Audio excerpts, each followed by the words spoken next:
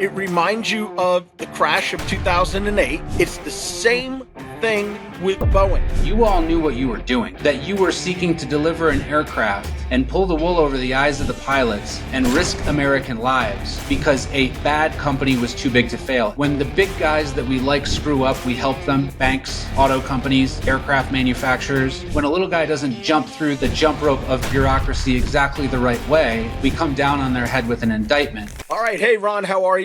I'm doing well, Sean. How are you? Oh, I'm just dreading being on camera with you because, again, you've got what appears to be a stitched jacket on, and I am in my Glenn Templeton and Lazy J farm attire. But this is kind of like, Cinderella and the stepbrother. I don't have much after having to throw away all of my Sean John apparel last week. Yeah, it's probably good not to have some of that stuff around so you're not linked to Diddy. Yeah, and you find like suspicious manufacturing things were being done here, like buttons in places that I didn't even know, and like little Diddy extras that appear to be thrown in. Just little ditties. Just little ditties. I saw this TikTok that was using alliteration. Awesome strategy.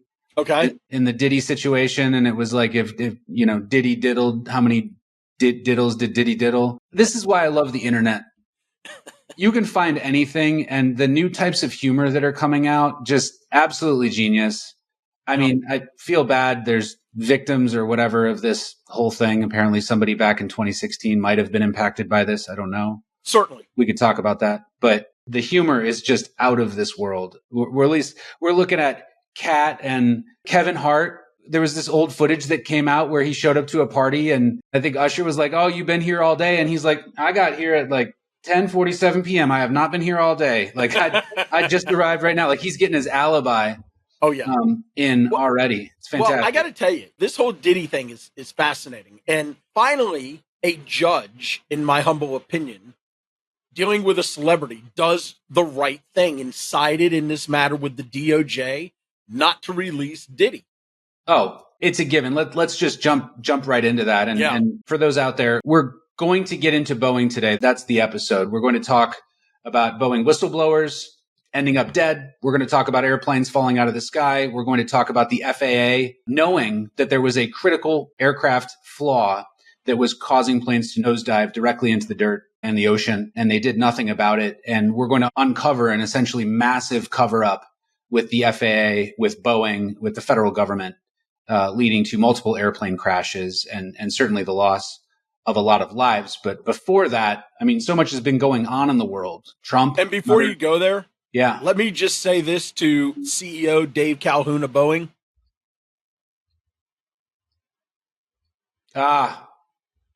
Yes. Okay, we're ready to roll. Sean, if we're going to digress into mugs, this one was a custom special edition because I wouldn't stop repeating this phrase. Vaya con Dios, amigo. Around the house for 3 weeks after I watched Point Break. It happens every time I watch Point Break. I don't know if you remember this scene, Sean, but it's a very important scene in me becoming a man. Okay. And my appreciation of Patrick Swayze and Keanu Reeves, who's the best, worst actor in history. But for those who don't know the movie, first go watch it. Like, I don't care if you stop this podcast right now. And not the new version. No. The new version is not Point Break. No, it's a good action flick. I mean, it's still pretty solid. I thought the actors were great. I thought the scenes were great, but you've got to go back to the old Point Break. And the spoiler alert coming. So pause it if you haven't watched it. Go watch it. Come back. And then it won't be a spoiler anymore. Thank you. Pause right now. But Keanu Reeves goes to arrest Patrick Swayze because he finally found him. Patrick Swayze found his wave. And it was off the coast of Australia. Biggest wave sets in like a decade, maybe more, coming through. Swayze's got his board. Of course, he's only wearing like the wetsuit bottoms, not the tops, I think, because when you do enough workouts to have abs like that for the role, you definitely need to show it. It was Patrick Swayze. Nobody's going to cover that up, right? No.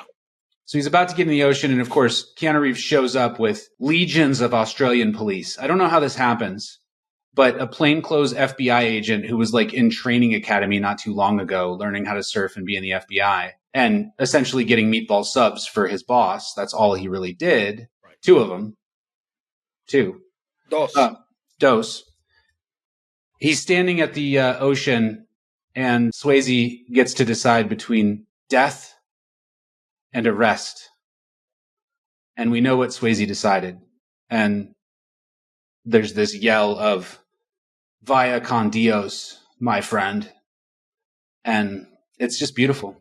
Yeah. Listen, I grew up in South Florida, and my friends and I, during the hurricane season, during the cold months, used to drive from Fort Lauderdale to Sebastian.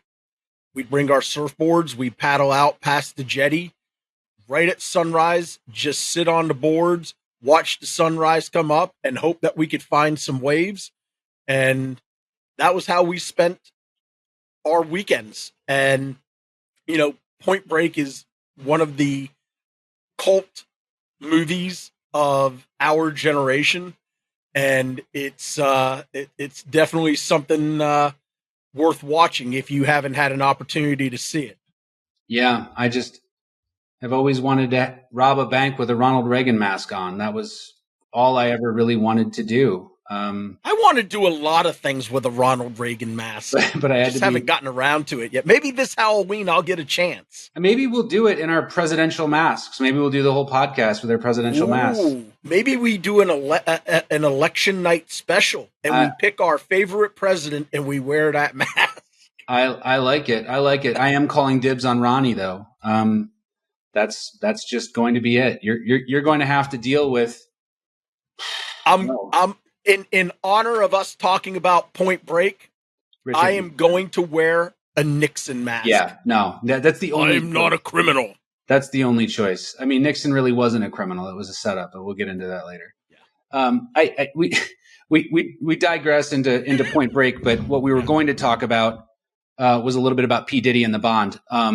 Yes, we had two people go in and stay in. We had Routh, the shooter, the Trump shooter, who literally admitted his offense, and Diddy. And for those who want to see a bit more about Diddy, just hit the subscribe button. I think in the next week or two, we're likely to come out with a deeper dive. Here's the problem right now. Everybody's just regurgitating the same talking points about Diddy. Nobody really understands anything new. We've been a bit patient on covering this because there's going to be more that comes out. But there is something that needs to be said right now that hasn't been said. And I wrote an article on it on my website, and I'm going to cover it here for you all. When you look at the indictment against Diddy, it looks scary. Everybody's reported that there's these parties and there's sex everywhere and people are getting drugged and all of that stuff. And 1,000 bottles of lube. Yeah. But one of the duties of a prosecutor when they indict somebody is to provide notice of a criminal offense, not notice of a collection of bad acts that none of which independently amount to a criminal offense. This is not a process where we sling mud at people and say, here's enough bad stuff, you should convict. That's not how our system of justice works. We have statutes that are created by Congress. Those statutes have elements, 1, 2, 3, 4, 5. Those elements need to be satisfied in an indictment. And Diddy was charged with RICO. RICO is kind of a fuzzy crime. There's been a long history since Rudy Giuliani and the mob prosecutions of using the RICO statute improperly in order to charge things that you really couldn't put your finger on, but you wanted to say were criminal. I'm defending RICO indictments in a couple of areas across the country where the prosecutor's just like, well, it stinks and we don't like it, so RICO that. That's what they're doing. And that's exactly what they did here with the Diddy case. Take a look at the indictment. We will post a copy in the show notes. Read it and ask yourself this. Are there any specific criminal actions identified that amount to a federal conspiracy charge, a federal RICO charge, which RICO is running a corrupt organization? For those who don't know, mob engaging in racketeering and all of that, that's a corrupt organization. The reason the statute exists is because it was very difficult to prosecute the heads of the mob when all of their lower level henchmen were essentially engaging in petty crimes, knocking over ATM machines, a couple of pieces of merchandise fall off the back of the truck. None of that's really going to get you any real jail time. But if there is a large group of people associating for the purpose of these crimes and money is flowing up to the top, that's RICO. Well, Diddy's accused of running a criminal organization. And who are the members of the criminal organization? Unknown prostitutes, some housemaids, some assistants, none of which have been specifically indicated to have committed any knowingly criminal offenses.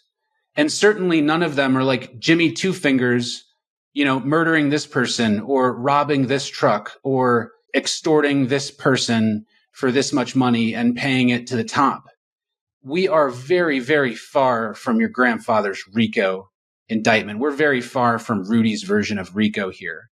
When you actually look at this indictment and you search for independent criminal actions, it's not there other than a 2016 hotel beating. And from my understanding, she took the dude's clothes, ran down the hallway, and yeah, he was aggressive.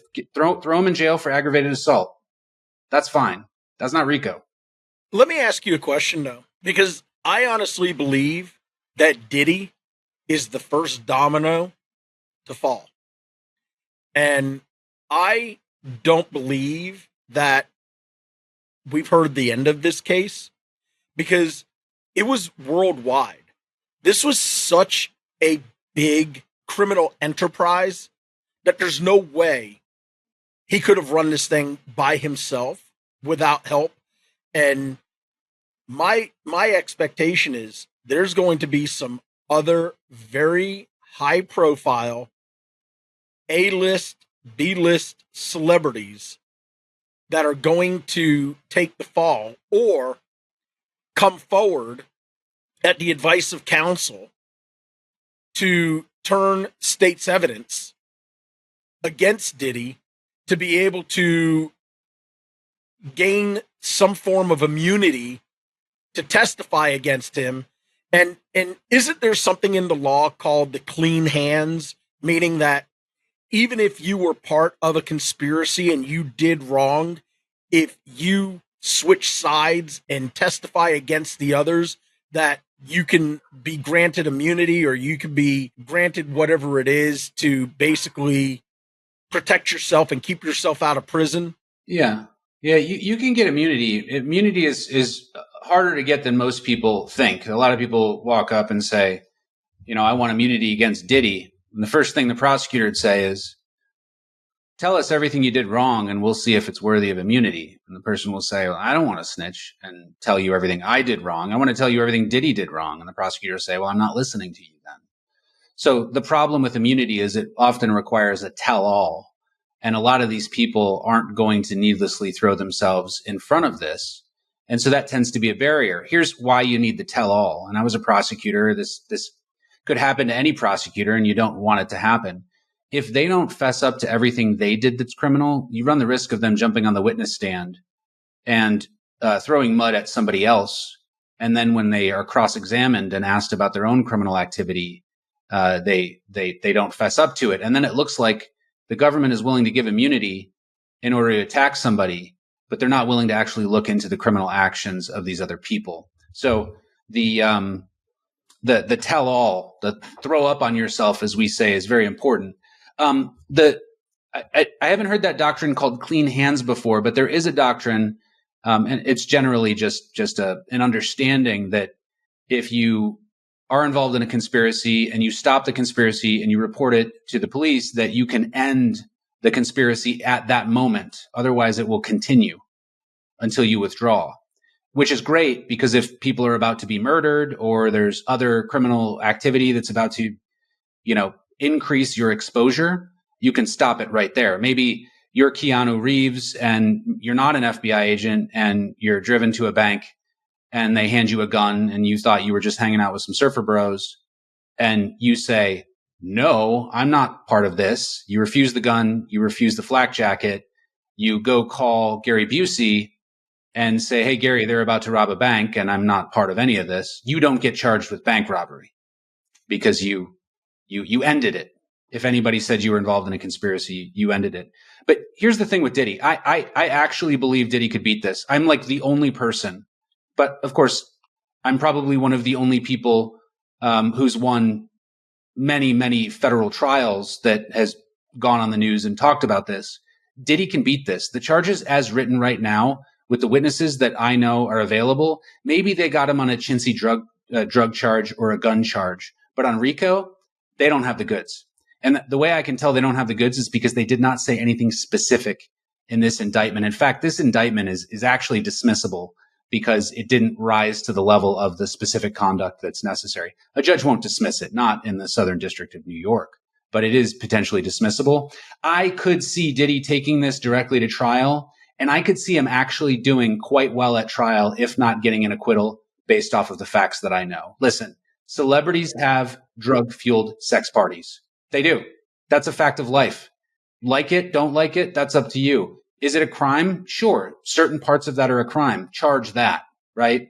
Don't make this a federal offense by charging some ongoing criminal conspiracy. Everybody wants this to get to Jay-Z.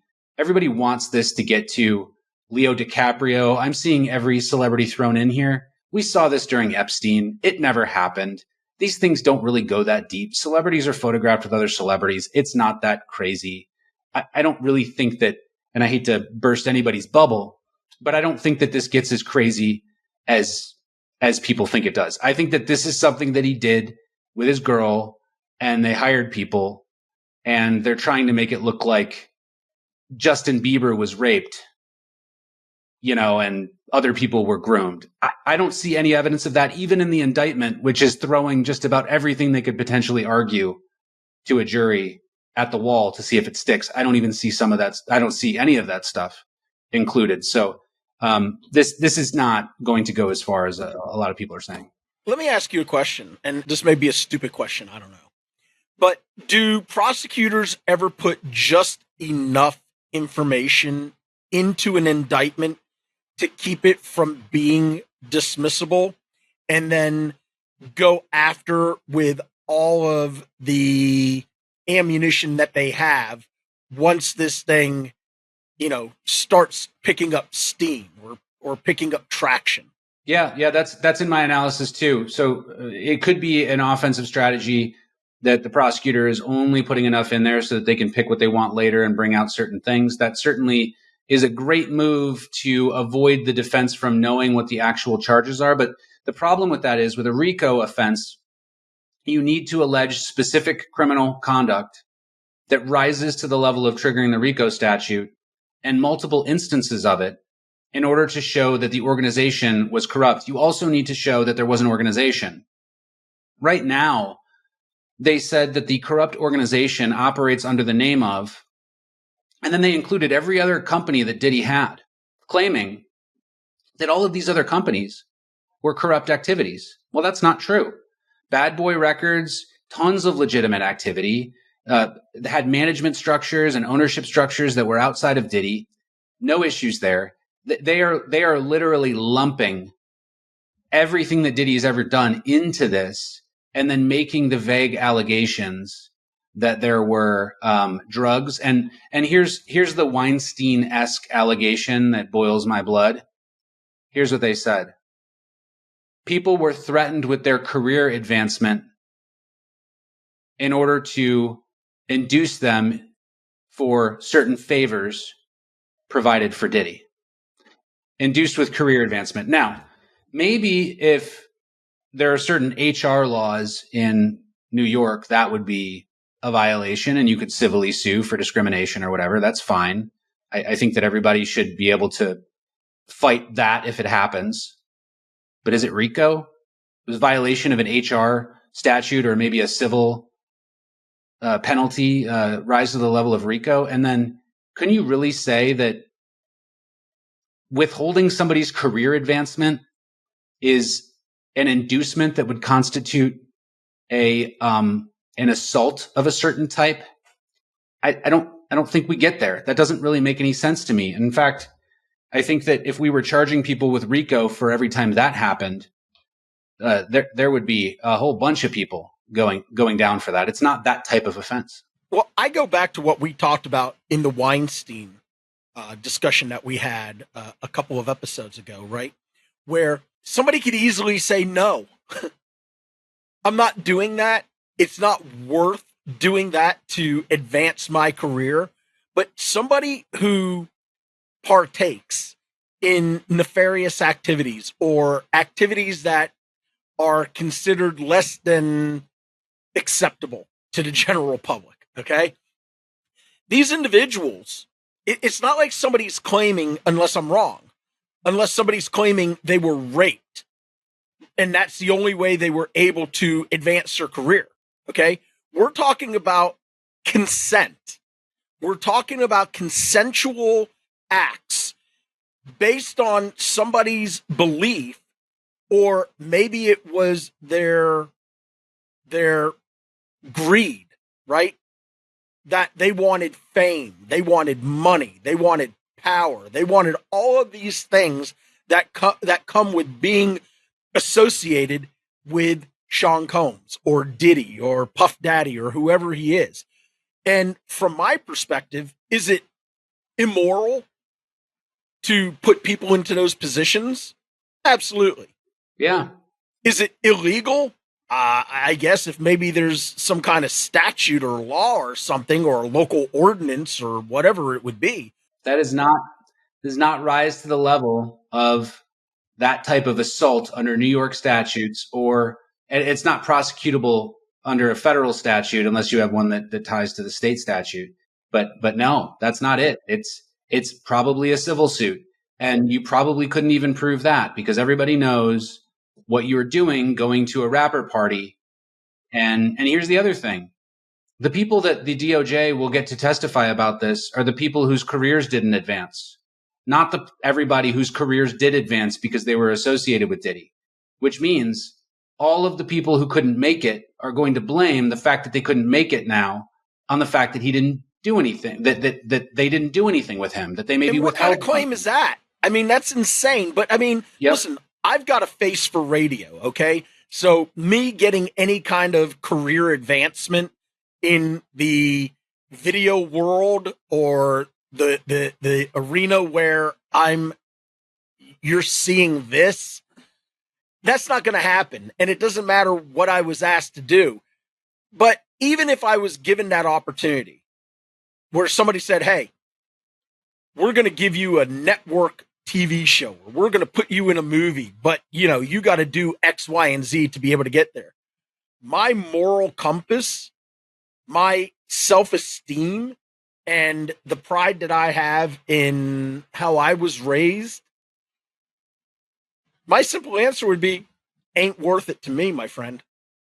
No, that's not going to work. This is something that I call victim farming, and we see it in these types of prosecutions. So you have the ability to make people feel like victims when you frame conduct a certain way.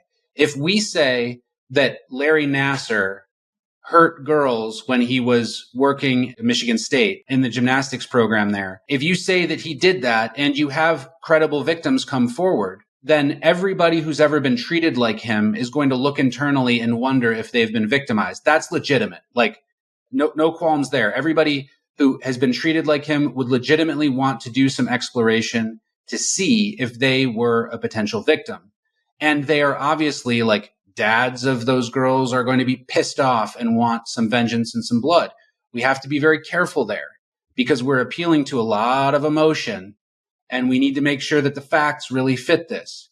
So then when we claim that somebody's doing unnecessary cancer treatments on patients, vulnerable family members of people who died with cancer, and this is a true story, are going to come forward, and we really need to look at those cases.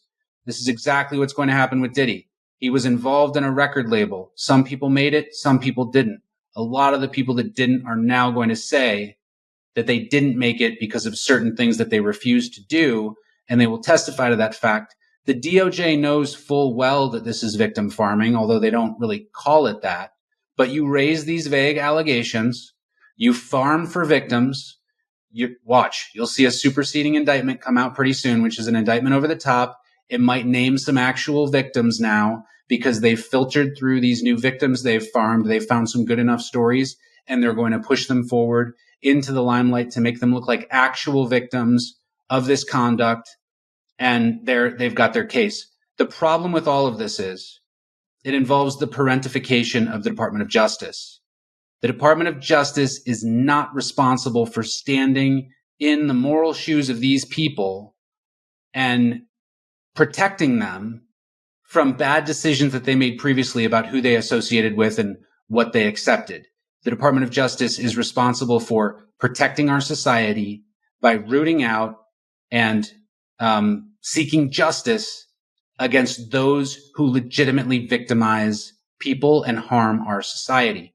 But, of course, we are divorced from the will of the people in our current Department of Justice, and these sorts of distractions are nothing but fights at the Coliseum where Merrick Garland gets to stand up there like this and everybody gets to cheer.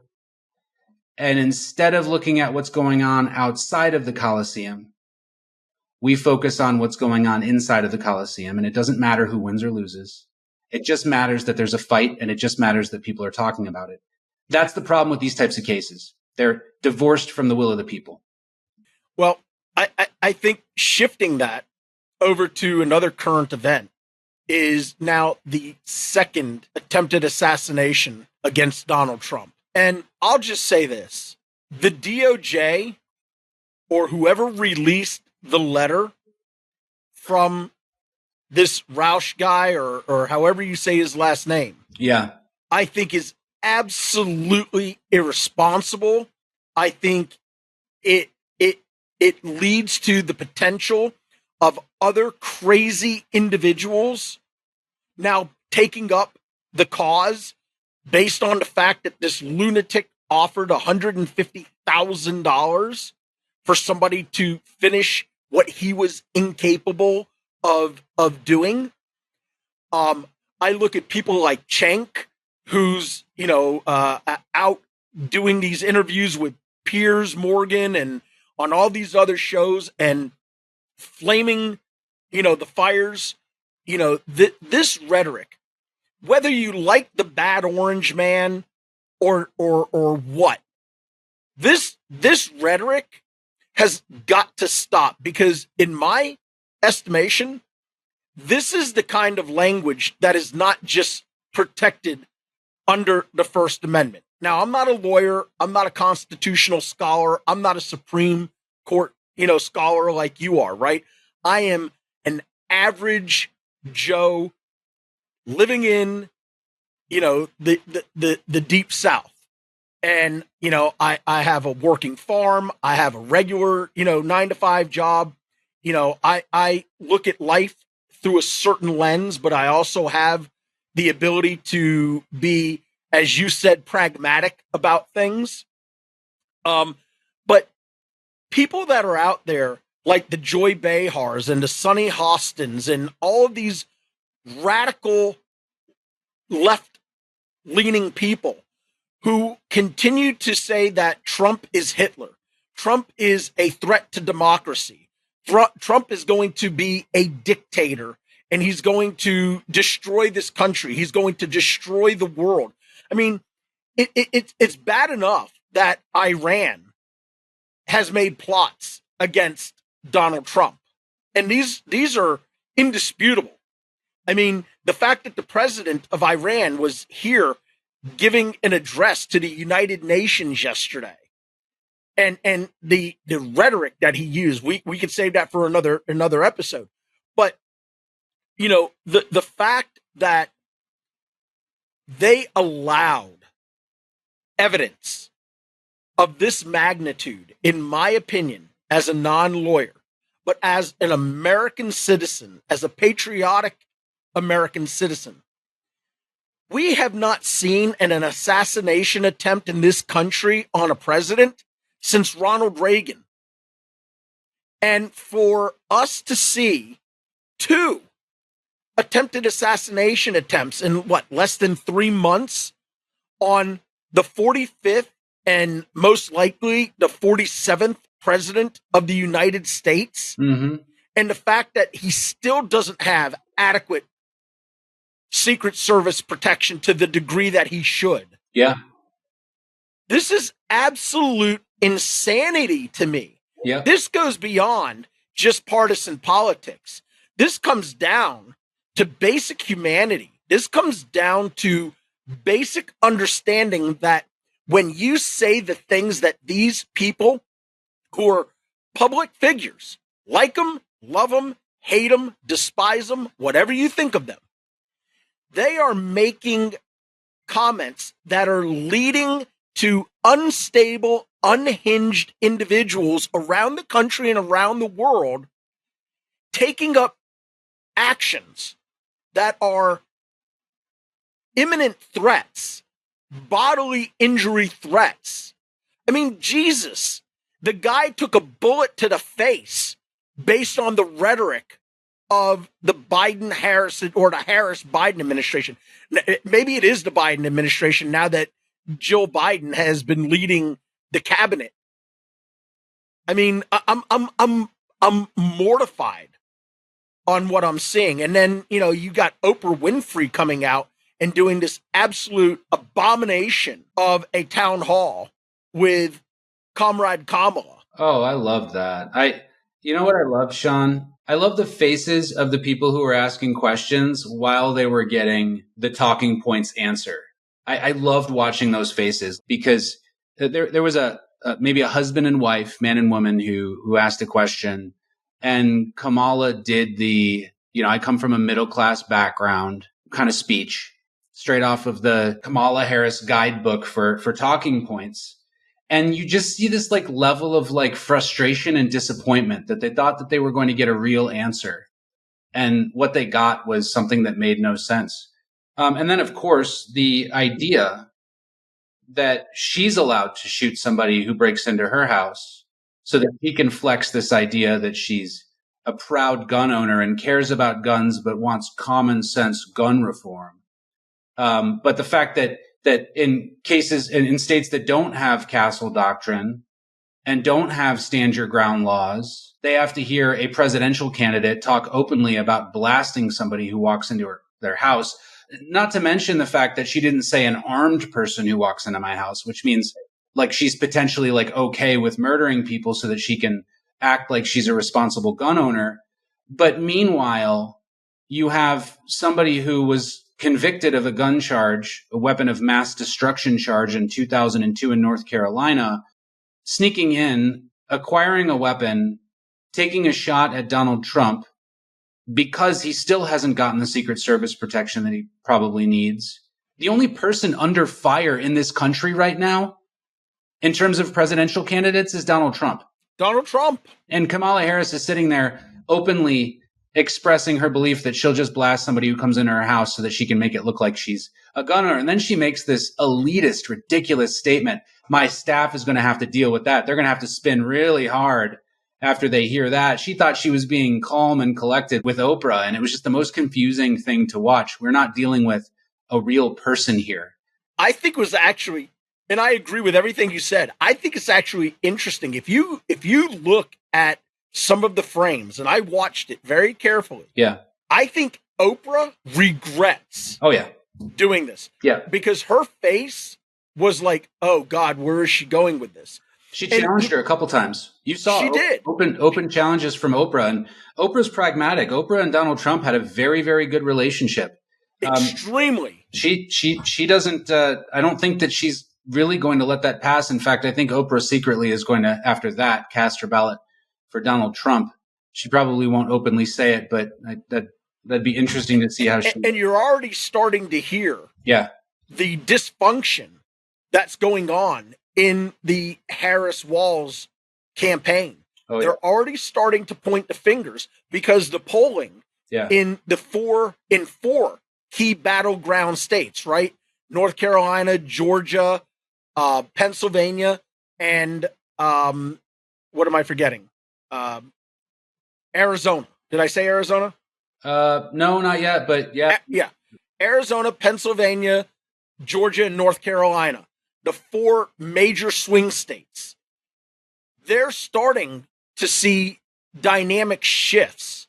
And what's really interesting is James Carville you may want to call him a kook, but this guy for decades has been pretty solid with understanding when something is or is not working within the Democrat Party or within the Republican Party when he's looking at campaigns. And he made a very interesting observation. I think he knows something. He said there are 42 days left as of yesterday for the election, right? So we're talking 6 weeks. He said, don't be surprised if there's another twist that happens between now and the election. Yeah, Carville knows. Yeah. Of course he knows. Raging Cajun. The Raging Cajun. Here's what he knows. He knows that the Hispanic numbers are drastically trailing Joe Biden. He knows that the African American voting numbers are trailing where they were with Joe Biden. He knows that the battleground states appear to be polling close. Yeah. But he doesn't trust them because 538 doesn't trust them either. Nope. He knows that the national polls that speak for the entire country. For men. Yeah. But the national polls that purport to speak for the entire country but only poll 1,000 people, they don't make any sense. They're not good. These polls are not trustworthy. What is trustworthy is the 70 to 80% of people on X who, claim that they're going to support Donald Trump, and X isn't just a right-wing platform. That's not a scientific poll, but that tells me that something is very wrong here in the polling world. I don't believe them for a second. I don't believe them because the UAW is not supporting Kamala Harris. And the only reason the UAW is not supporting Kamala Harris, and this is from my hometown in Detroit, Michigan, the only reason they're not supporting her is because the president of the UAW knows that if he supports Kamala Harris and Kamala Harris screws the American worker, which she absolutely will do, then he is going to lose his job. Hands down. The next vote is going to be, why didn't you support Trump? Trump was going to right the manufacturing ship. He was going to end this senseless electric vehicle battle that we can't keep up with. He was going to allow gas-powered vehicles to continue and Detroit auto manufacturing to continue. He was going to call for equal tariffs on other auto manufacturers, which I have no idea why we haven't done historically as a country. It makes no sense. Why does Japan get to tariff us at 100% or whatever, but we're not doing the same thing to them? Are you kidding me? Is this really that important? No. The auto workers know what's up. And then around Michigan, which used to be a battleground state, I don't think it's going to be in this election, the number of Donald Trump signs I have seen, just anecdotally, are way more than 2016. And the performance of Kamala Harris in key areas is absolutely so abysmal that I look at these polls and I just think, did you fall out of a coconut tree? Yeah. I think, and we could end it on this and get into Boeing, but I honestly believe one of the things that's going to happen is she's going to drop Tim Walz. I think that's what's going to happen. Wow. And because this guy add his wife, that'd be that'd be a Kamala choice right there. It makes good choices. Yeah.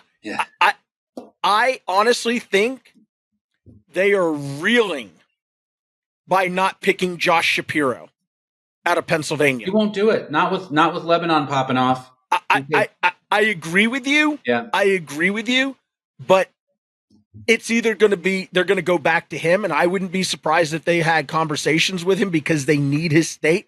But I don't think Michigan is as in the bag for Harris as what they believe. No way. And I wouldn't be surprised if they tried to talk to Gretchen Whitmer.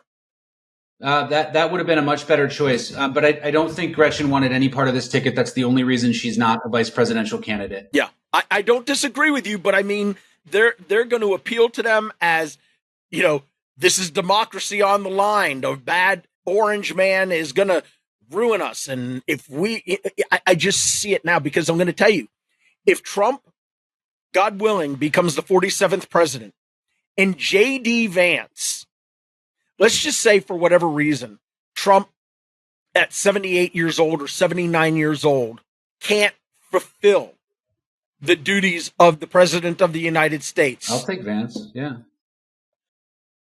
J.D. Vance is somebody who could step into that role Oh, yeah. tomorrow. But let me ask you this, because I'm not that smart.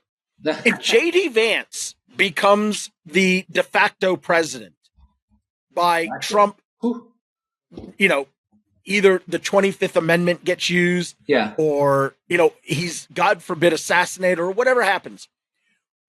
J.D. Vance becomes the president of the United States. He carries out the last of this term. If he runs for president, would J.D. Vance be eligible for 2 more terms, being that he was not the duly elected president of the United States? He was the vice president who assumed the mantle because Trump was unable, for whatever reason, to continue? I wish I knew the answer to that question. Oh, I stumped Ron. I wish I knew the answer to that question. I'm going to give you the law according to Ron. Okay. Which is what I say to my clients before I'm about to make an educated guess based on how the law likely would be structured. I think that the statute likely reads, or the Constitution likely reads, that the president should serve for no more than 2 terms. So then the question would be, and the reason why I don't think I can answer it is because I don't think that there is a clear answer. The question would be, what is considered a term? Is it full term? Or is it going to be, is partial term going to be included? I think that I would tie it to 2 terms from an election. I think that that's the start of a term. I think that if you take over for a day because of the 25th Amendment and then Trump comes back in, we're not going to consider that a term. If you take over for 6 months, I don't think we're considering it a term. But I think that you likely could consider it a term, and the Supreme Court would probably hear this if maybe something happened before inauguration and you weren't elected. I might consider that a full term. But I would think that unless otherwise specified in the Constitution, term means full term.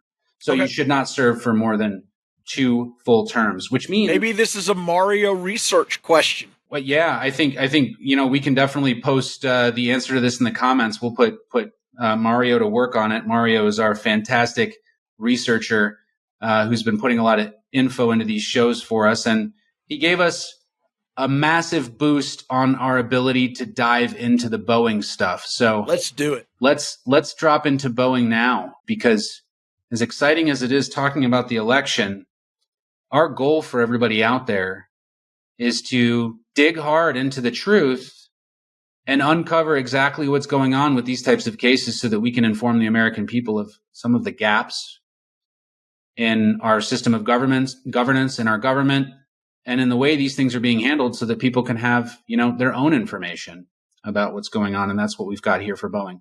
So let's jump into Boeing, Sean. And what we've got here is, I think, one of the most disturbing compliance failures in history that I've seen. Not many compliance failures have resulted in, over 400 deaths.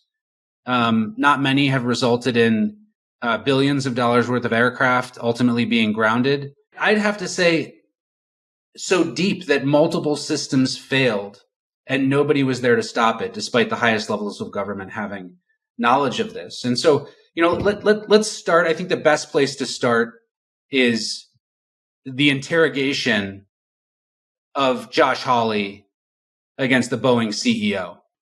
Oh, this was absolutely spectacular. This was Josh Hawley at his finest moment. And this guy has a lot of outstanding moments. He would be my choice for a presidential candidate. I'd love it, but I love him where he is, and I love Trey Gowdy where he is. I think we need somebody to at least take the pulpit there and dig into this stuff. But let's play that clip now, and then we'll chat about it after.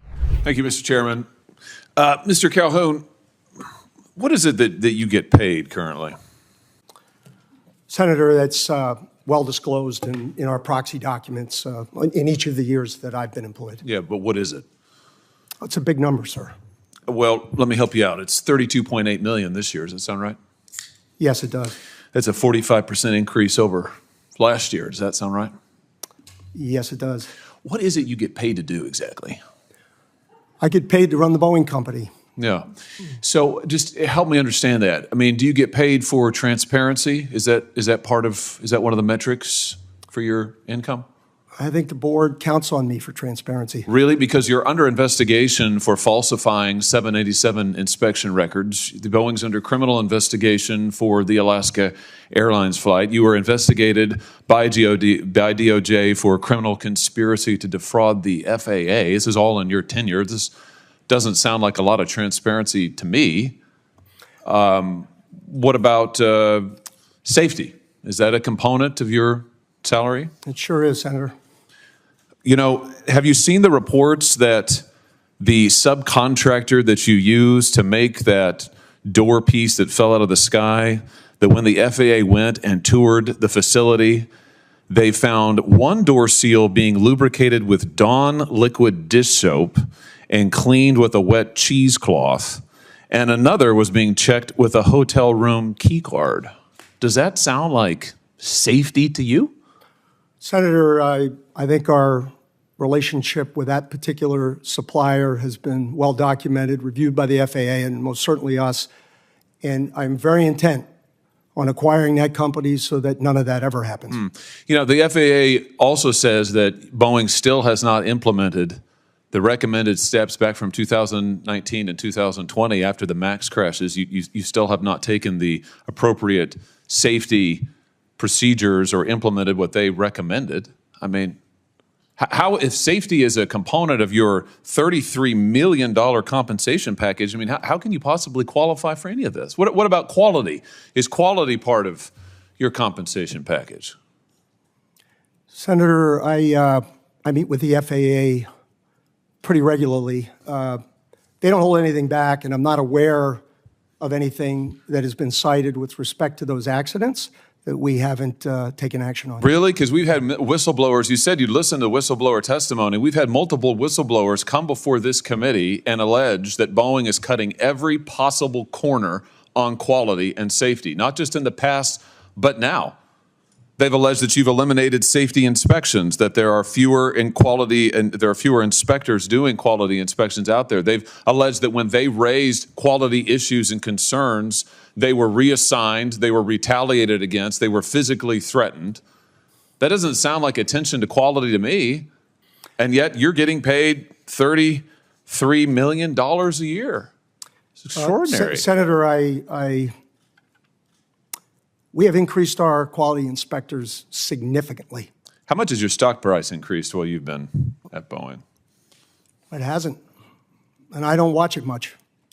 Have you done any stock buybacks while you've been at Boeing? Not in my job, no. How about your profits? Have your profits increased at all while you've I haven't had any profits, sir. I'm sorry? I have not had any profits. Yeah. You know, I think the truth is, Mr. Calhoun, you're not focused on safety, you're not focused on quality, you're not focused on transparency. All of this is in the record, but I think actually you're focused on exactly what you were hired to do, which is that you're cutting corners, you are eliminating safety procedures, you are sticking it to your employees, you are cutting back jobs because you're trying to squeeze every piece of profit you can out of this country, this company. You're strip mining it. You're strip mining Boeing. It was one of the greatest American companies ever. It has employed thousands of people in my state, and you are strip mining it for profit, shareholder value, and you're being rewarded for it. You got a huge raise, a huge increase. So it's working out great for you. For the American people, they're in danger. For your workers, they're in peril. For your whistleblowers, they literally fear for their lives, but you're getting compensated like never before. Don't you think maybe your priorities are misplaced here? I mean, don't you think maybe it's time to get back to focusing on making quality planes and paying your workers well and taking care of the little guys who got you to where you are? That's not a rhetorical question. Senator, I don't recognize any of the Boeing you described. Really? And I want to assure... You don't recognize the Boeing that has airplanes falling out of the sky, that has had 2 MAXs crash, that has had pieces of doors fall out of the sky, that have had whistleblowers come before, they've sat right where you have sat and told us, these are your employees who have told us that when these are the engineers, by the way. Are you an engineer? I'm not, sir. Yeah, they are. Yeah. And they have said that they're not listened to, that they're retaliated against, that they're threatened. That's the reality of Boeing today. That's your company that you have created. Now, I don't recognize it either from the company it used to be decades ago, but under your leadership, that's what Boeing is, and you're being rewarded for it handsomely. Handsomely. Don't you think there's something wrong with that? Why haven't you resigned? Senator, I stand by what I said, and I want to assure the great employees in your state that that is not the way we operate the company, and it never will be. And if you would like my chief engineer to talk about what he sees and hears. No, I want to hear from you, because what I hear from you is a lot of this team does that and that team does that, and I listen to the whistleblowers, but I don't meet with them. And I've heard about all this stuff that you Congress have meddlesomely asked for because the public wants to see it. Gosh darn them, but you actually haven't supervised any of it. I've heard that. It's a lot of it's this, it's that, it's this, it's that. But meanwhile, you're getting paid a heck of a lot of money. It's unbelievable. If anybody's coming out of this deal good, it's you. Why haven't you resigned? Senator, I'm sticking this through. I'm proud of having taken the job. I'm proud of our safety record, and I am very proud of our Boeing people. You're proud of this safety record? I am proud of every action we have taken. Every action you've taken? Yes, sir. Wow. Wow. There's some news for you. Well, behind you can't see it. Behind you, the folks are showing pictures of the people who are the victims of your safety record. I think we can all see them. And I think the American public, when they fear to get on their airplanes, they understand your safety record. And frankly, sir, I think it's a travesty that you're still in your job. Senator Hawley. Thank you, Mr. Chairman. Mr. Calhoun, just to come back to you, isn't a big part of this story not just what's happened at Boeing in the last year or two, but what's happened over the last 20, what the C-suite has done to this company? Well, let me give you an example. This is from the Atlantic magazine last month. For nearly 40 years, the company, Boeing, built the 737 fuselage itself in the same plant that turned out its B-29 and B-52 bombers. In 2005, it sold this facility to a private investment firm. Offloading, Boeing called it. The tail, the landing gear, the flight controls, and other essentials were outsourced to factories around the world, owned by others, and then just shipped to Boeing for final assembly. Mr. Chairman, I'd like to, with consent, have this article, Boeing in the Dark Age of American Manufacturing. Without objection. You now have at least 600 direct suppliers worldwide. Who knows how many subcontractors? You've got 35 direct suppliers in China alone. I mean, hasn't this really been the hollowing out of Boeing? Senator Hawley, I think the decision that we have made with respect to Spirit Aero and our determination to bring it back into the Boeing fold is definitely a vote in favor of vertical integration. That's one. I can't comment on all of the ones of the past.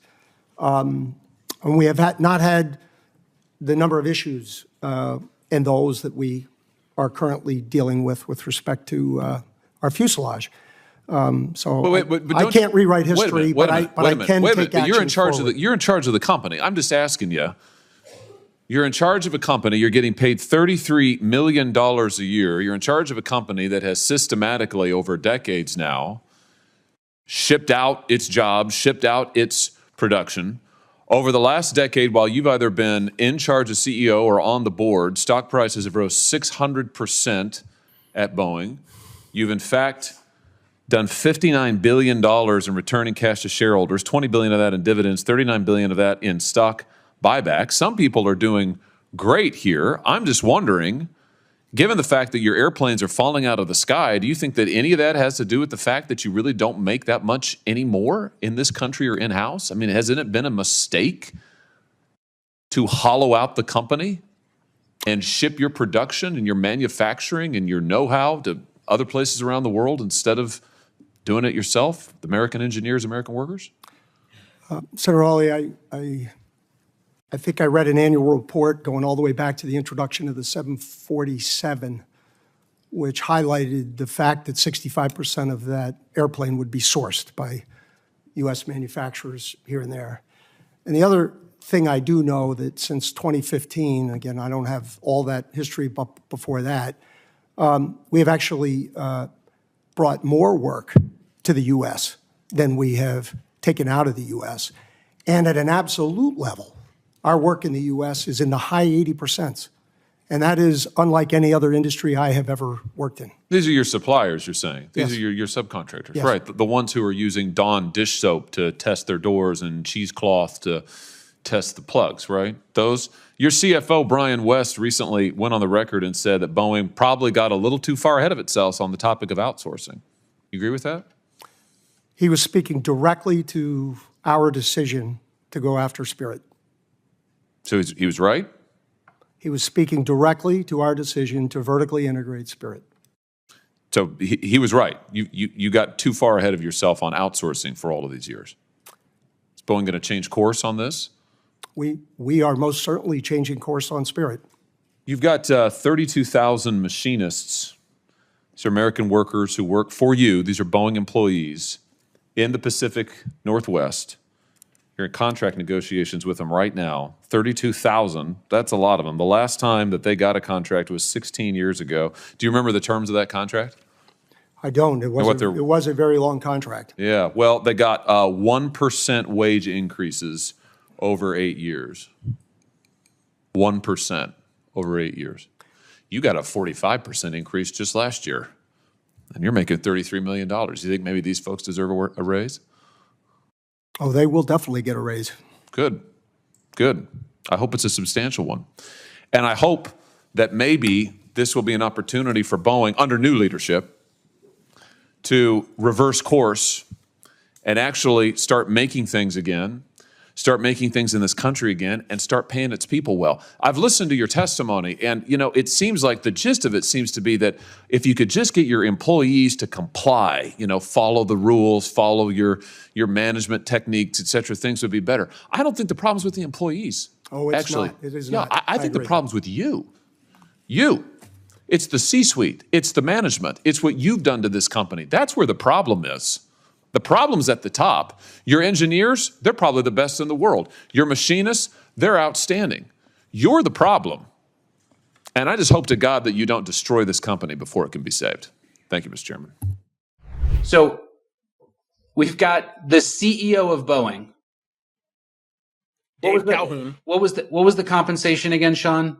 $33 million. $33 million. The company's not making money. The company is potentially offing whistleblowers, breeding a culture of non-compliance, has failed to fulfill its essential obligations, is at this time, about to strand a few astronauts into space and mess up a NASA multi-billion-dollar contract that was given to it.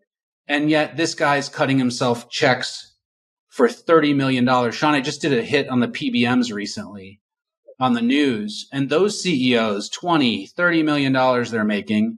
Meanwhile, they're cutting little conspiracies with the insurance companies in order to give kickbacks for drug prices, as well as the drug manufacturers, so they can crowd cheap drugs out of the market and make sure that they're compensated well for high price drugs. We've got the same thing going on here. Two systems of justice, Sean.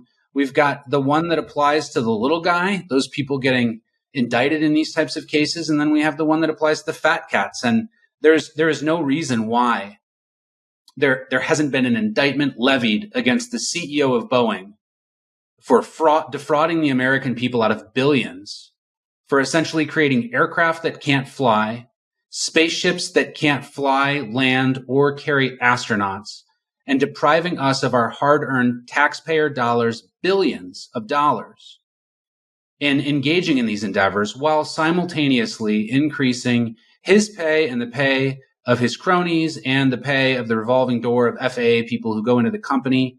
You saw how much their compliance department made, and that just doesn't make any sense. That looks like kickback to me. I mean, this is just the most disturbing thing ever. And here's the thing. This harms everybody who's ever sat in a Boeing aircraft. Sean, you and I were at a conference talking. We used the Boeing issues as a talking point to discuss compliance in a healthcare setting. And I I really enjoyed delivering that with you. And one of the ladies in the back of the room raised her hand and she said, I'm about to fly Boeing tonight on the way back from the conference. she was having a full-blown panic attack. Full-blown panic attack. And I apologized to her because we don't want to scare anybody, but that's the thing. Why do two buffoons, you and I, who actually have the ability to do a bit of research, why do we have a monopoly on the truth and have the ability to actually inform somebody of the public that they might want to be a little bit worried? Now, of course, we calmed her down and we said, listen, that's the MAX that was grounded. Everything has been grounded finally after a few crashes, finally, but you're not jumping in a MAX today. You're in something else that is going to be safe. And one point that I want to make real quick, because you brought up space, right? Mm-hmm. Most Americans don't realize this. Kamala Harris, as the vice president of the United States, is over the space program. The same way that she was the border czar, whether you like that term or not, she was responsible for the border. If we could, real quick, can we play the clip or clips of Joe Biden specifically saying Kamala Harris is responsible for the border? I think that would be great. Taking on the border crisis today, putting Vice President Kamala Harris in charge. Federal facilities being overwhelmed by the number of unaccompanied minors arriving each and every day. Our D.C. Bureau Chief Ben Kennedy joins us live with more. Ben. Well, Louis Nicole, this is a key assignment for Vice President Harris. It's a bit of an uphill battle. She admits it'll not be easy, but she says it is so important. But the Vice President's agreed to be the point person on immigration. Madam Vice President, thank you. I gave you a tough job. There's no question that this is a challenging situation. The situation centers around the biggest surge in migrants to cross the U.S.-Mexico border in 20 years. Facilities are overflowing with people. Many are children. Children should be moving more quickly through those facilities. That is what our policy central focus is right now. The Biden administration has lost control of the southern border. But the White House says not true and blames the previous administration. So this new surge we're dealing with now started with the last administration, but it's our responsibility to deal with it humanely. The VP is tasked to stem the influx of migrants, deal with the root cause driving them to the U.S., and to lead diplomatic efforts. I look forward to engaging in diplomacy with government, with private sector, with civil society, and the leaders of each in El Salvador, Guatemala, and Honduras. And Vice President Harris is only 3 hours into her new assignment. So far, no word of any travel plans. The White House did, however, send a team to the border this week to meet with Mexican leaders. Kamala Harris, as the Vice President of the United States, is over the space program in this country, whether you realize that or not. It is possible that they let these two astronauts rot in space until after the election because they don't want another debacle landing on Kamala's head. You nailed it, Sean. You nailed it. That's why the astronauts are up there. I mean, that's skipping to the end of what we're going to deliver, and we'll put... I'm sorry, I didn't mean to do that. No. I think it's a great prelude. We'll put some more meat on these bones and explain exactly why this is happening. But we've got two astronauts up in space right now. They're going to be delayed in coming back for over 80 days. Just so happens those 80 days end after the election is already over. Boeing said they're okay to fly back. NASA said they're not okay to fly back. We've got issues with this system. And the astronaut said, we're not comfortable getting into this Starship or whatever they called it. And the astronauts have been putting out frequent propaganda videos like, it's totally fine here. It's fine. It's fine. We're good. We're good. Nothing to see here. And then there's like aliens floating around behind right. Starship. And there's like that Russian cosmonaut who's clearly lost his mind because he was forgotten about up there. And I'm sure that's up there too. You know, it's the same actor who plays that. He's the guy from Prison Break. He's fantastic. Yeah. He's wonderful in that role. So let's bring you all the way from McDonnell Douglas merger. Let's see if we can get this done here. McDonnell Douglas merger to Josh Hawley interrogation with the time that we have here and explain everything in between. It's going to be a wild ride. There's a lot of information. I'm just going to jump into it, Sean, and please add add everything that you've got, because I just can't believe that this happens in America. So, McDonnell Douglas, aircraft manufacturer, Boeing, aircraft manufacturer, both American companies. It was great that we had two. McDonnell Douglas started to have problems. McDonnell Douglas was a public company, so was Boeing, but McDonnell Douglas was the kind of company that focused more on its share price and its shareholders and stock and all of that. And Boeing was always known as being the engineers company. This is a bit like the difference between Apple and Microsoft. Apple, Steve Jobs built a superior product. I mean, the MacBooks and even the Apple computers back in the day, they were simple, easy to use, engineering perfection. That's your Boeing. Microsoft, Bill Gates, it was a commercial product. It integrated with a lot of other things. Share price was supposed to go high. Microsoft went public very early on, and there was really no battle there. It just kind of became ruled by the shareholders and focused on building up its share price. That was McDonnell Douglas. Well, McDonnell Douglas was starting to fail. And of course, the United States doesn't want to see one aircraft manufacturer fail. And all of the McDonnell Douglas technology was going to be offered at a bargain price. So McDonnell Douglas hatched a plan. We are failing. So why don't we convince Boeing to buy us, but structure a deal where we can sort of eat Boeing from the inside? That's what they did. There was a deal structured with Boeing where we thought that Boeing's leadership might be able to take over and essentially become an owner of McDonnell Douglas, and Boeing would move forward and be a great company, and McDonnell Douglas would sort of be along for the ride. But then what ultimately happened is the CEO of McDonnell Douglas at the time became the CEO of Boeing, and the people in senior leadership positions of McDonnell Douglas filtered into those Boeing leadership positions. And then we see, as a result of the merger, Boeing essentially becomes McDonnell Douglas, one of America's favorite aircraft manufacturers who produced fantastic airplanes, becomes McDonnell Douglas, and that happens around 1996. So we are going very far back. But remember, in 1996, most of the aircraft that you're flying in today, the framework was already built by Boeing at that time. And so they hadn't really come out with anything new. And we're getting into a new age of aircraft. And so Boeing has to put out something new. And this is where the problems come into play. So let's get to Airbus. Yeah. Airbus, fantastic company, not an American company. And of course, in the I think they're French, correct? Yeah. Yep. I think so too. They produce wonderful aircraft as well. They're the leading competitor, and they decided to build and develop a brand new aircraft. I think that we can pull up some really interesting statistics and facts here about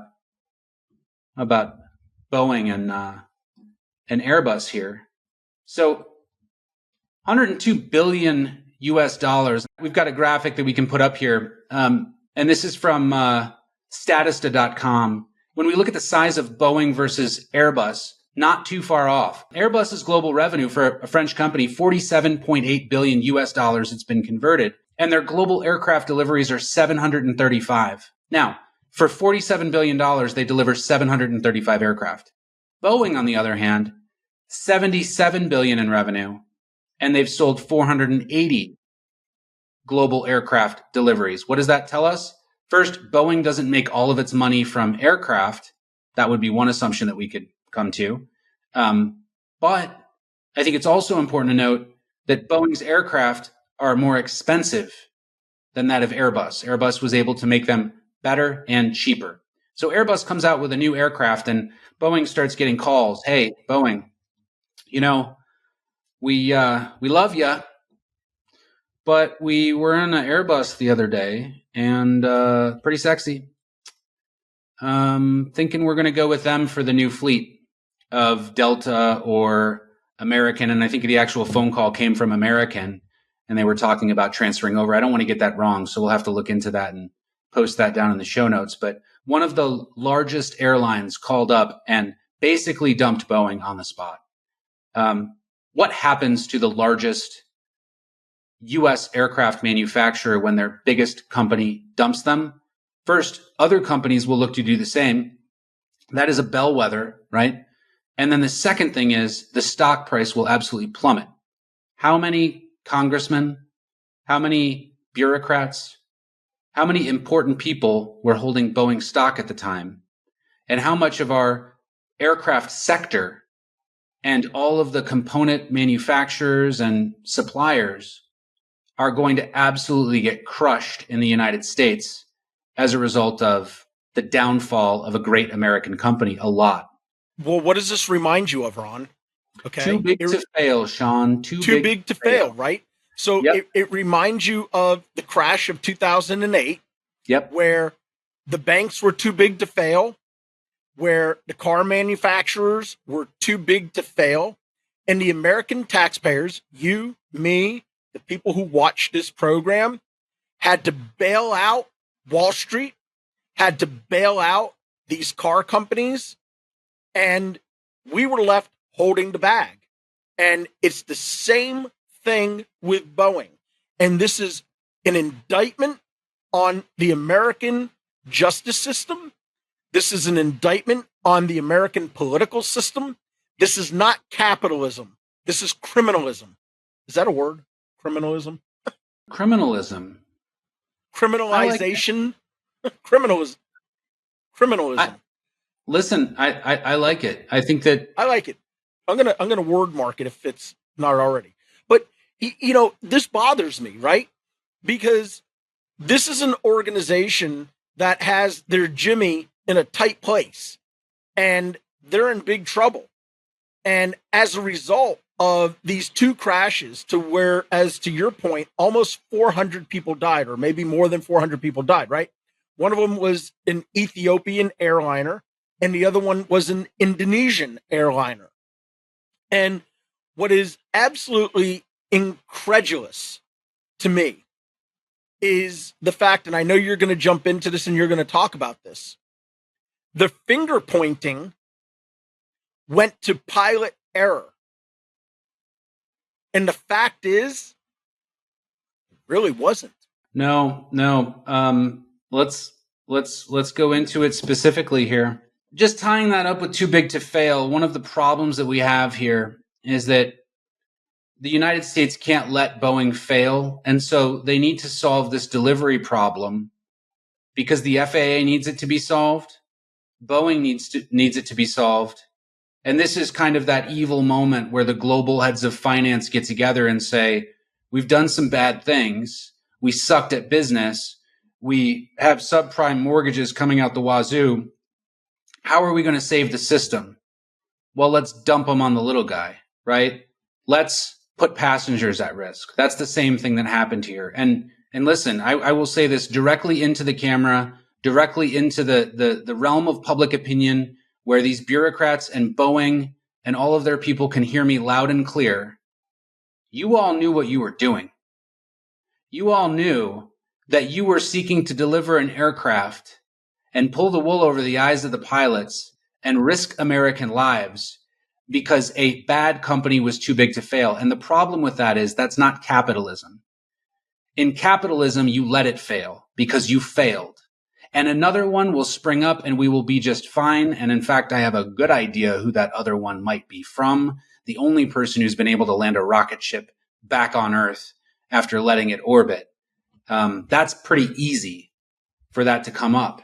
Instead of saving this old hat company that really was another version of McDonnell Douglas. They knew what they were doing and they allowed it to happen. And everybody up and down the chain here is 100% guilty. And again, it's two systems of justice. So how does this happen? Airbus gets the contracts and Boeing says, wait a second. Hey, everybody, what if we were able to deliver a plane quicker than Airbus and you wouldn't need to train your pilots on it? That'd be fun. And it will go faster and fly higher. Cue Bette Midler, right? Yeah, right. Wind Beneath My Wings. I think they probably played that during the PR for this airplane, or maybe during the conference call. That was like the hold music to get everybody going and riled up. And then Bill Gates comes out and does like a dance. It's fun. I love it. The launch of the new Max. Definitely not going to hit the ground nose first. Definitely not, right? No. That's the That's like the Zune when I think Microsoft is trying to come out with an iPod. That's the Max here. So they make all these promises, and here's what they say. They say, listen, we are so desperate. They don't actually say this, but they're thinking it. We're so desperate to get your business that if you have to train your pilots on it, we will pay you $1 million. $1 million. $1 million per aircraft. They obligated themselves to $1 million per aircraft. What speaks of desperation more than I will cut your lawn and I'm going to pay you $1 million to do it, right? Now you've got to cut the lawn, and you might have to come up with $1 million, which is also a problem if it's not satisfactory. So that's an obligation right there. And now Boeing is trapped. They have to actually come through on this because they didn't get hit in the stock market. The reality is, if Boeing tanked because they couldn't deliver that aircraft, and the stock market the stock for Boeing went down, and some people lost a little bit of money, maybe ethically they would find a way to climb themselves back up to the top, or maybe somebody else would come in and we'd have safer aircraft, and maybe that would be economics at play. Polaroid's not really around anymore making the kind of money it did before. That just needs to happen sometimes. So now they actually have to deliver an aircraft they don't need to train people on. So they get their engineers together and they say, what are we going to do? So they take the existing airframe, one that had been flying for, I don't know how long this airframe had been around. Sean, do you know? If I'm not mistaken, I think it was either late 60s or 70s. Long time. This airframe had been around a very, very long time. And they say, we're going to put bigger engines on. That's what we're going to do. I feel like, what was that name of that baseball player HBO show where he's like a comedian? Will Ferrell was in it briefly at a cameo. Kenny Powers. Okay. Oh, come on. Eastbound and Down. Yeah, I feel like Kenny Powers is in the meeting with Boeing and he's like, hey y'all, hey, I know you got this problem here, but why don't we just go ahead and throw some bigger engines on it? All right. And he's going to fly higher and faster, and you be just fine. Beat those European whatevers, right? Hey, just so, and I was right. About the Boeing the Boeing 737 airframe has been around now for 60 years. The first 737 to 737-100 made its maiden flight in April of 1967. Entered service in February of 68. Since then, it's evolved through 4 generations. Yeah. The original, the classic, next generation, and the Max. So and that airframe. Yes. So you called it the Max. I'm sorry. That was probably insensitive of me. Yeah. Well, I'm not going to touch that one. Yeah. I'm getting canceled. That actually happened almost already. The Amber Alert just went out. It just Ron Chapman officially. But to your point, yes, this airframe has been around since 1968, 67, into service in 68, and it's gone through 4 generations, and it's at the one we're at now, which, again, to your point, was it's the exact same airplane. The only difference was it had bigger engines to make it fly faster, to make it fly at a higher altitude. Why? Because we know flying at a higher altitude becomes really appealing to the airlines, because when you fly higher, it reduces the drag on the airplane and makes it more aerodynamic, more fuel efficient. And we all know right now the cost of fuel, especially when you're talking about Jet A fuel. I mean, you want to conserve as much as possible on that. Yep, exactly. That's what they decided to do. So Kenny Powers gets in that meeting and they decide to slap some big old engines on it. The problem is they have to make those engines a little further forward and I think a little bit higher up. It actually looks kind of weird. Hopefully we can splash a picture of the airplane. But we've got Frankenplane. That's what we have. That's what your federal government has allowed and what Boeing has decided to do. Frankenplane that doesn't fly right. Now, here's the problem. When you modify the way an airplane flies, you usually have to train the pilots. And Boeing had some concerns. They'd already promised $1 million, no retraining the pilots. If the FAA required it, they would have had to do, takeoff and landing training and a whole bunch of additional training. And so they were concerned about that. Well, somebody came up with a solution. There was an old system called the MCAS system. The MCAS system was designed to aid pilots. It was basically to try to tilt your nose down if you ended up stalling. There's a situation in flying, and I'm sure a pilot could probably answer this a little bit better than us, but I did talk to a friend of mine who's a pilot, and he described this to me very, very well. The MCAS system basically operates to tilt that nose down just a little bit, maybe more than a little bit, if you're creeping into a stall. So if you notice that airspeed is going down a little bit and you're in a climb, this thing will even you out a little bit, tilt your nose down, get you back to a safer altitude so that you can avoid a stall. Whereas before they had that system, you would get a stall warning and then you'd have to lower the aircraft yourself. And if you failed to do it, you would be in a stall and you'd have to recover from a stall. Where is this important? A situation where you've lost cabin pressure, pilots are passed out, somebody is not conscious, maybe something happens to a pilot, you've got a novice flying the plane and doesn't know how to avoid that stall and that little climb, because stalls come out of nowhere. I've been in aircraft where we've intentionally done stalls before, and you won't know it. And then boom, next thing you know, you're staring at nothing but ground through the windshield and you're like, oh, this isn't good. Yep. When I was getting my private pilot's license back in the early 90s, we used to take off from Fort Lauderdale Executive Airport. We would fly out over the Everglades. We would do some S-turns, and then we would put the plane into a stall, which is getting that nose up, what they call an angle of attack. And you would get the nose up, wait for the stall warning horns to come on, and then you'd push the yoke forward to stop bleeding off airspeed and to now change your angle of attack so that you could pick up airspeed, pull the plane out of a stall, resume, a safe airspeed. And, the crazy thing is when you do that, when you're, training as a pilot, so that when you run into a situation like this, your muscle memory and your response is a natural one. But pilots that are flying things like a 737 or a commercial airline, or even those who are flying Learjets or Hawkers or Saberliners or Gulfstreams, right? The pilots aren't holding the yoke. They're not manually flying these things. So when there's an angle of attack issue, it's based on a sensor. There's sensors in these airplanes that detect when something isn't going right, when there's a problem, or they're an advanced warning system. And if the sensor is a problem, which I know you're going to get to and you're going to talk about in this case, if you have a faulty sensor, you got mucho problemos, amigo. So ironically, Boeing has more information on the MCAS on its website than it actually did in the flight training manuals for the pilots. And there's this beautiful little video about what the MCAS does, which we can post in the show notes. Mario will grab it for us, but let me just go off of this. MCAS tips the nose down, and it's only supposed to be activated if both sensors agree that the plane is in a stall situation. And it's only supposed to be activated once, and it's not supposed to override the pilot's ability to control the airplane. But here's the thing. A lot of that ended up being misinformation, because it did, in fact, override the pilot's ability to fly.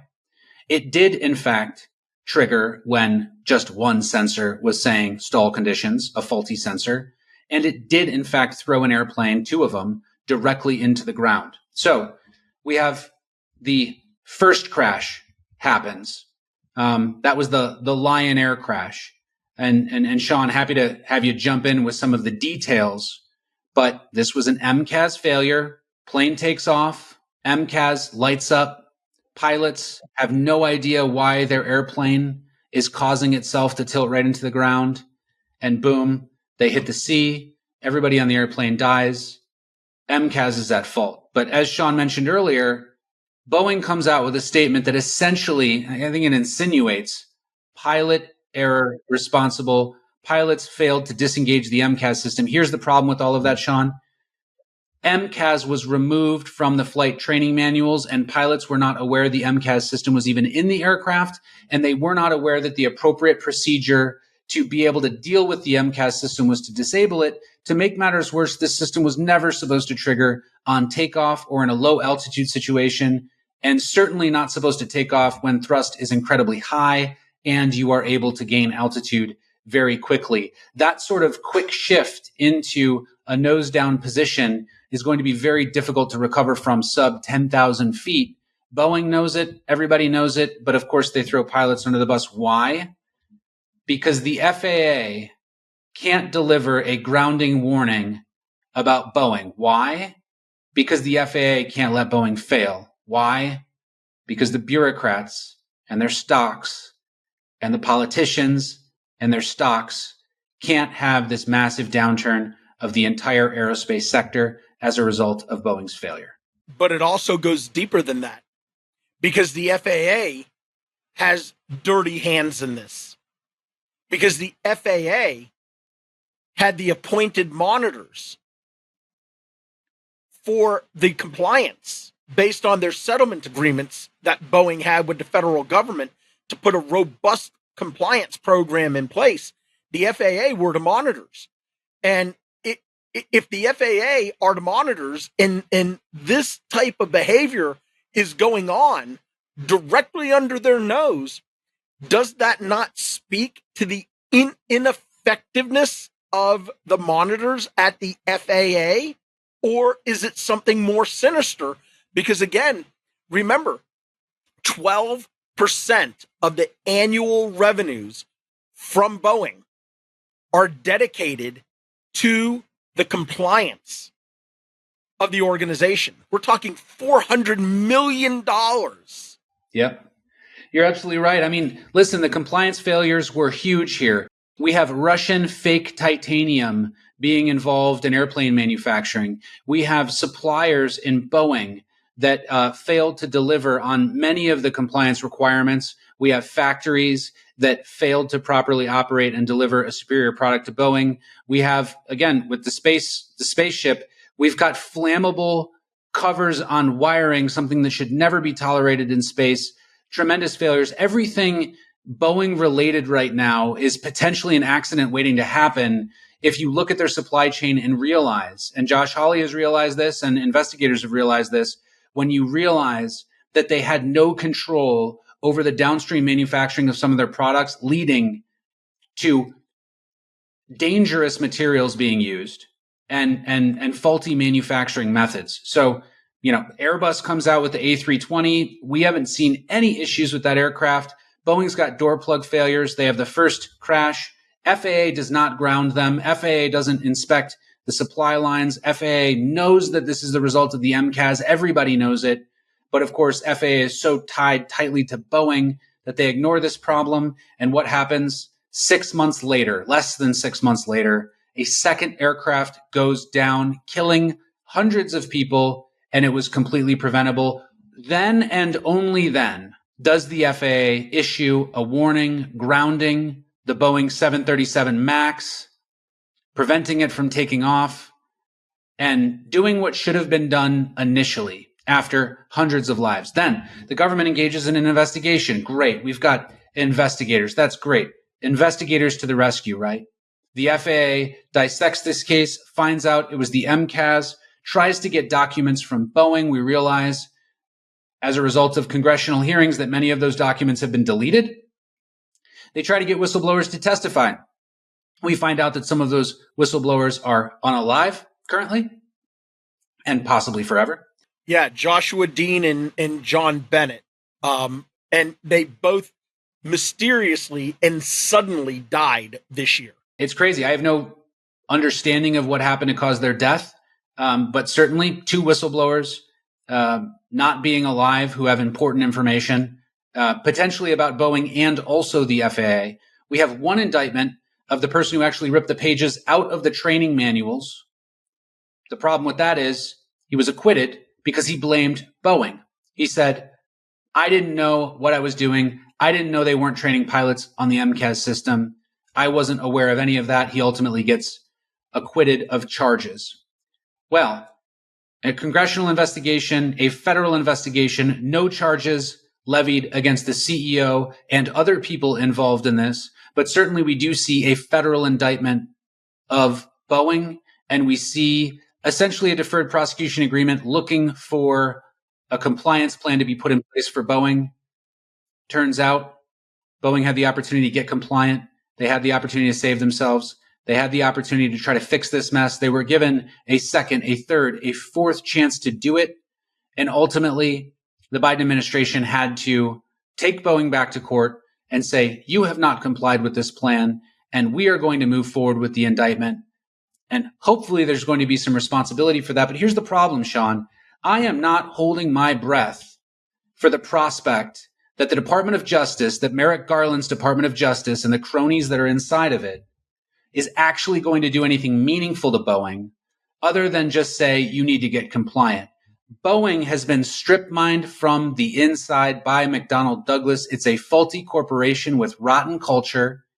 It has already stretched the public trust way too far, and it needs to absolutely be shut down and replaced with a real manufacturer who is willing to provide sufficient information. But it goes even higher than that, Sean.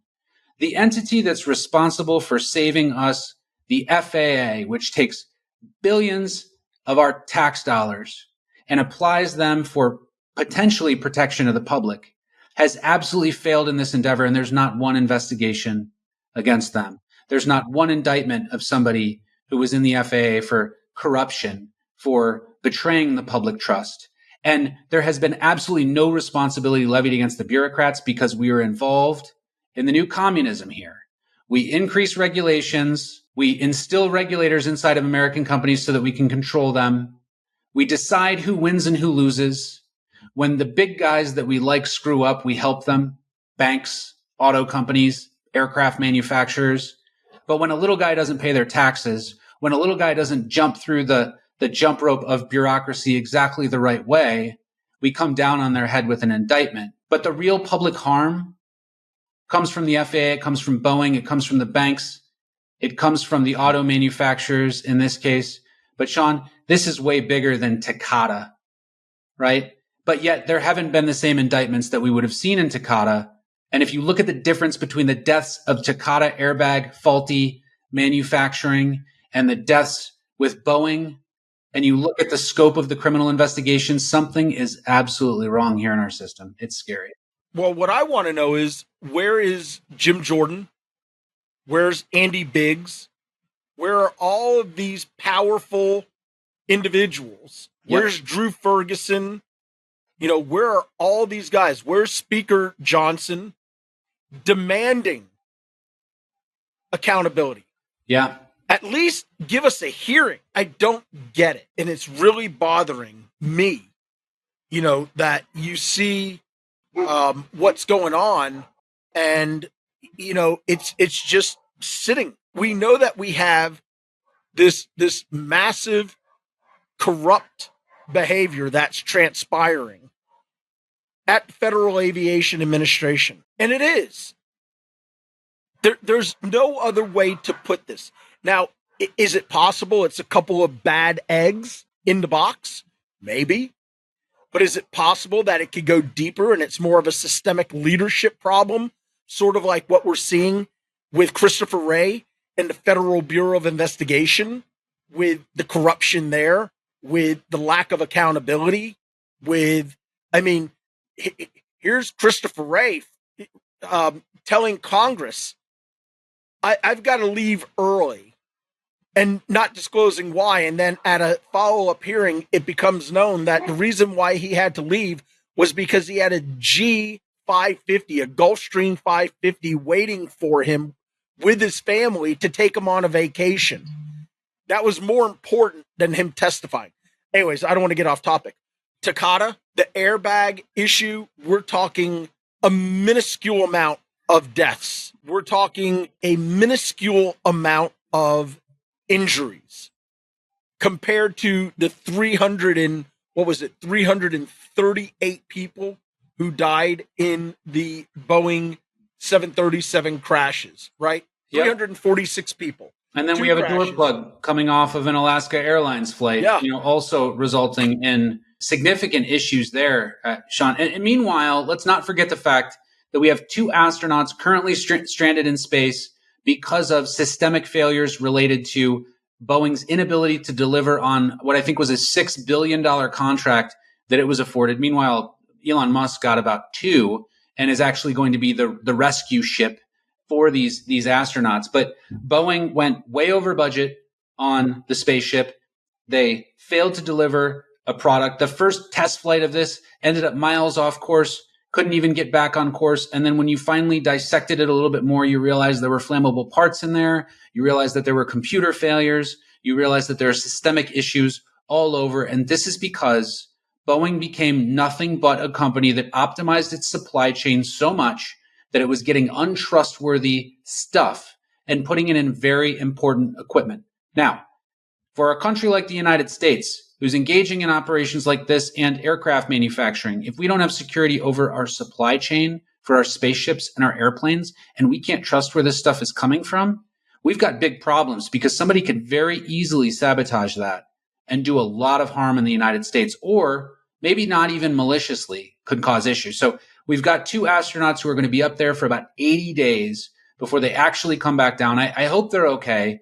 But here's the thing. I think they're going to have to Mark Watney this situation and grow some potatoes or something. And maybe they've got some cats or some dogs up there that they might be able to eat. I don't know. I mean, I don't want them to, but I hope they're not eating the dogs and the cats.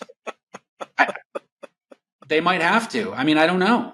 This is the remixes of that, by the way, have just been phenomenal. Have you listened to them? They have. They're eating the dogs and the cats. It's beautiful. Let's hope nobody's eating dogs and cats. I don't want them to be eating the dogs and the cats, but I hope they get enough sustenance up there. That's my concern. And they're going to have to find a way to get back down, because Boeing absolutely failed them as well. And this was going to be the next space program. That's what Boeing was supposed to be. NASA disbanded their ability to manufacture and put these things in the air. They decided to privatize it. Why? So that the fat cats could get some more money off the space program, because it wasn't private before. And then Boeing fails to deliver. SpaceX comes to the rescue. And in my opinion, Sean, this company has absolutely no reason to exist anymore. I love American manufacturing. I love America. I love the good people of Seattle who are putting these things together. I hope that whoever comes in can provide them a more ethical workspace where 36 whistleblowers don't have to file complaints related to harassment. And I hope that somebody comes in with a culture of compliance that can actually open up dialogue and work towards getting people safer and delivering a superior product. And this just ain't it. So if you're not worried about the state of Boeing and aircraft manufacturing after hearing all of that, well, something's wrong with you. Yeah. You probably work for Boeing. That's possibly. Or you own a lot of stock. You're making $33 million a year from Boeing, probably. Yeah. That's Mr. Dave Calhoun. Maybe it, Dave. All right. I think this was a fun episode, man. We got an opportunity to talk about Oprah Winfrey. We got a chance to talk about Donald Trump. We got a chance to talk about Boeing. We talked a little bit about dogs and cats, and a little eastbound and down. So I will call this a variety show. There's only one thing left to do, Sean. Hit us with that good outro and give us some yacht rock so that we can get through the rest of the day. Absolutely. Well, thank you to each and every single one of you for hanging out with Ron and I on the wall today. As always, if you liked this episode, if you like the content that we're bringing to you, make sure you click right here to survive. We're going to be back next week with another all brand new episode. We can't wait to roll it out to you. So until then, remember, jump up on that wall, scream from the top of your lungs, and let's make sure we make America great again. See you next time.